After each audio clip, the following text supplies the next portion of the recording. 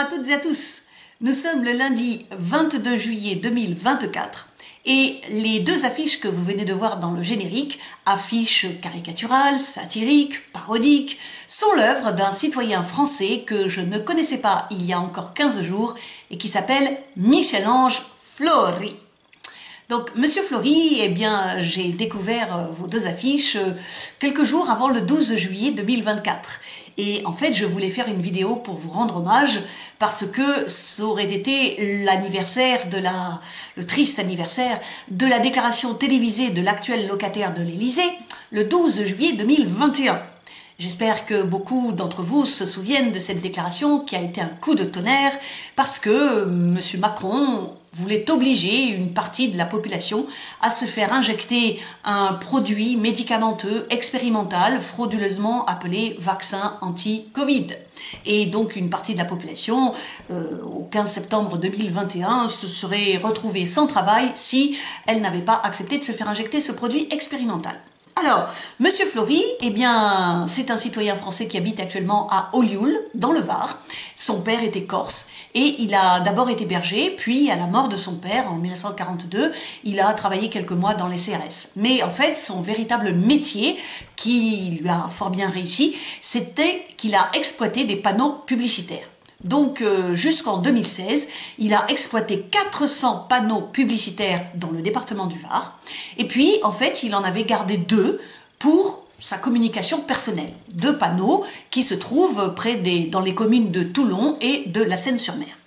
Et donc, à partir de 1999, M. Fleury a utilisé ces 2 panneaux pour publier, diffuser des messages à caractère politique et toujours sous une forme satirique et parodique. Et donc, avant d'en venir plus précisément aux 2 affiches que vous avez vues dans le générique, je voulais vous montrer quelques affiches créées par M. Fleury parce que je trouve qu'il a vraiment une créativité et un humour exceptionnels. Donc voici un petit diaporama.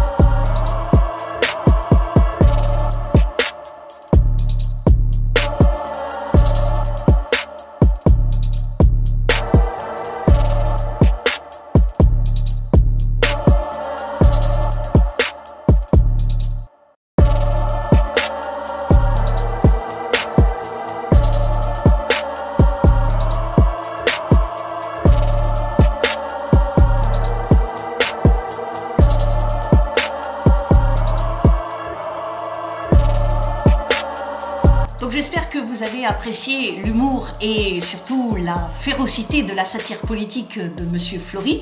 Et ça me ravit d'autant plus que je partage totalement son indignation, notamment face à la dictature sanitaire de Macron pendant la tyrannie covidiste. Donc je vous montre aussi quelques phrases de M. Fleury qui justifie justement son engagement politique. Il explique qu'il veut dénoncer des choses qui ne fonctionnent pas bien et certains écrivent justement sur les murs ou alors publient des tweets. Eh bien lui, il le fait avec des affiches, avec un format 3 mètres sur 4 mètres. Et il commente des faits de société avec un humour corrosif et en tout cas, il lutte pour que la caricature soit pleinement reconnue comme une satire politique et elle relève tout simplement de la liberté d'expression. Donc pour en revenir aux 2 affiches que je vous ai montrées dans le générique. Eh bien, ces 2 affiches ont été provoquées par une déclaration de l'actuel locataire de l'Élysée le 12 juillet 2021. Je ne vais pas vous infliger toute son allocution, mais je vais vous en montrer quelques extraits les plus marquants. Pour nous protéger et pour notre unité, nous devons aller vers la vaccination de tous les Français, car c'est le seul chemin vers le retour à la vie normale.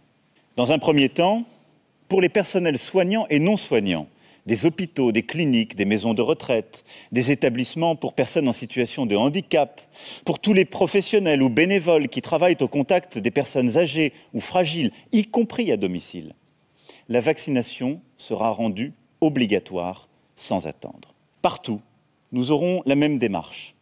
Reconnaître le civisme et faire porter les restrictions sur les non-vaccinés plutôt que sur tous. Vous l'avez compris, la vaccination n'est pas tout de suite obligatoire pour tout le monde, mais nous allons étendre au maximum le pass sanitaire pour pousser le maximum d'entre vous à aller vous faire vacciner. Un projet immense mais indispensable est désormais à notre portée, vacciner le monde. Parce que c'est notre projet!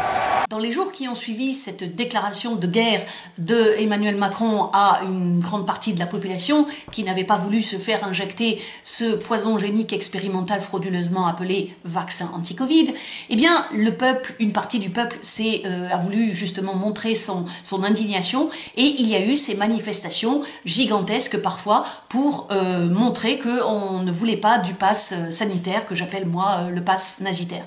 Donc la première, la plus grande, enfin l'une des plus grandes a eu lieu le 17 juillet 2021 à Paris. Elle était organisée par Florian Philippot et moi-même j'y ai participé et je vous assure que ça faisait chaud au cœur de voir autant de citoyennes et de citoyens conscients de l'escroquerie criminelle du covidisme. Mais Monsieur Flory, lui, il a décidé de riposter avec son moyen habituel de communication et c'est pour ça qu'il a publié sur les 2 panneaux dont il est publicitaire l'affiche que je vous ai montré dans le générique et que vous revoyez à l'écran. Donc il faut bien comprendre dans cette affiche que ce qu'il mettait en cause, c'était la décision politique à la fois d'Emmanuel Macron, à la fois en tant que président de la République, mais aussi en tant que chef du parti majoritaire à l'Assemblée nationale, c'est-à-dire La République en marche. Donc cette décision d'obliger une partie de la population à se faire injecter un produit expérimental. Et cette obligation était faite sous la menace puisque les gens qui n'auraient pas accepté de se faire injecter ce produit auraient perdu leur emploi le 15 septembre 2021. Évidemment, cette affiche a été photographiée et bien sûr, elle est devenue virale sur les réseaux sociaux. Donc Macron, qu'est-ce qu'il a fait? Eh bien, le 28 juillet 2021, il a porté plainte contre Michel-Ange Flory pour injure publique. Mais ce dépôt de plainte à son encontre n'a pas du tout fait peur au citoyen Michel-Ange Flory et il a récidivé le 12 août 2021. Mais s'il a récidivé, c'est parce que Macron avait lui aussi récidivé. Parce que le 11 août 2021, il était déjà, Macron, l'objet d'accusations de dictature sanitaire et donc il avait répondu que une crise aussi grave, c'était la première fois dans l'histoire qu'on pouvait la gérer de façon démocratique. Donc c'était vraiment, comme on dit familièrement, du foutage de gueule et Monsieur Flory a décidé de publier une seconde affiche que vous voyez à l'écran qui faisait le parallèle entre le régime dictatorial de Emmanuel Macron pendant la période Covidis avec le régime de Philippe Pétain, collaborateur des nazis entre 1940 et 1944. Donc voilà, Monsieur Flory avait commis 2 affiches qui pouvaient être outrageantes ou injurieuses vis-à-vis du président de la République, l'une en juillet 2021 et l'autre en août 2021. Et Emmanuel Macron a porté plainte aussi contre Monsieur Flory pour cette seconde affiche. Alors évidemment, Monsieur Flory allait être traduit devant un tribunal. Donc l'audience s'est tenue au tribunal judiciaire de Toulon le 17 septembre 2021.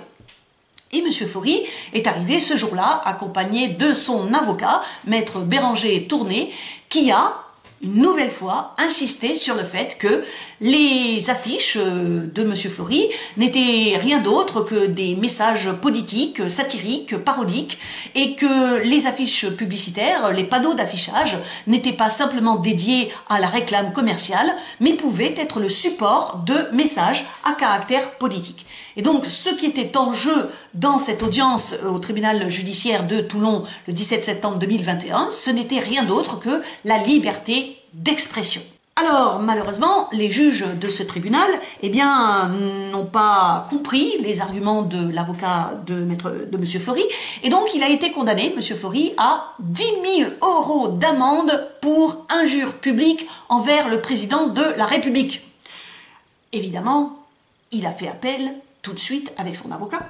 Et donc, il y a eu un deuxième jugement, quelques mois plus tard, le 24 janvier 2022, à la Cour d'appel d'Aix-en-Provence.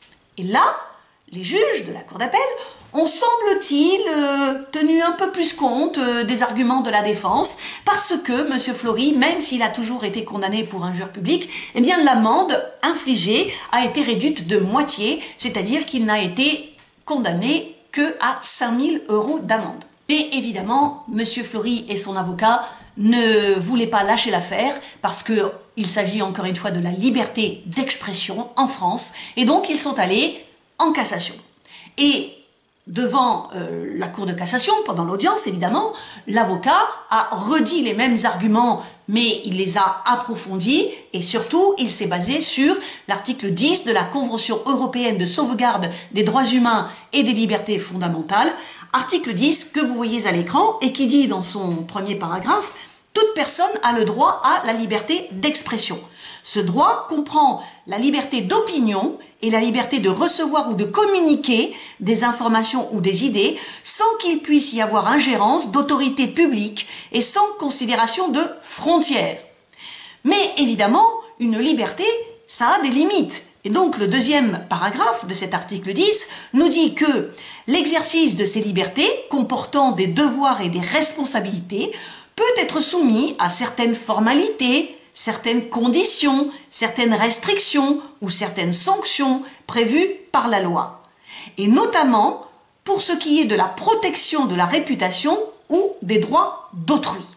Et là, il s'est produit une victoire vraiment absolument géniale parce que le 13 décembre 2022, la Cour de cassation a cassé l'arrêt de la Cour d'appel d'Aix-en-Provence.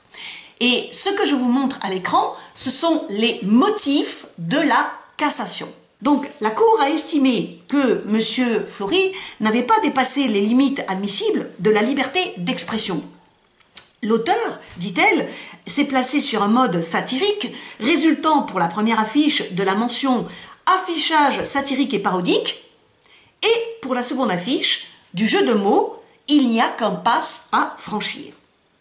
Et la Cour continue en disant que les photomontages qui sont faits dans ces deux affiches, peut-être en effet qu'ils sont outrageants vis-à-vis de l'actuel président de la République, mais en tout cas, ces photomontages, donc ces deux affiches, se sont inscrits dans un débat d'intérêt général et dans une polémique qui s'est développée au sujet du pass vaccinal contre le virus du Covid.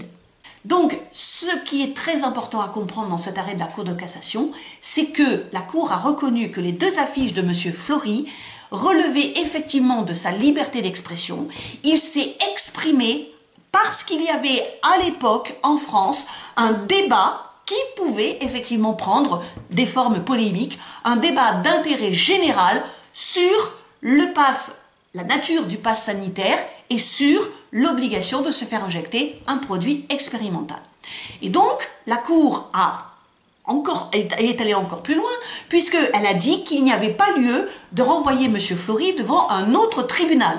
Ça veut dire que la Cour, le 13 décembre 2022, a définitivement fermé ce dossier et que M. Flory était totalement dégagé de toute accusation d'injure publique envers Macron avec ces deux affiches. Donc, vous imaginez bien que M. Flory était ravi de cette décision très importante de la Cour de cassation qui marquait sa victoire sur l'actuel locataire de l'Élysée.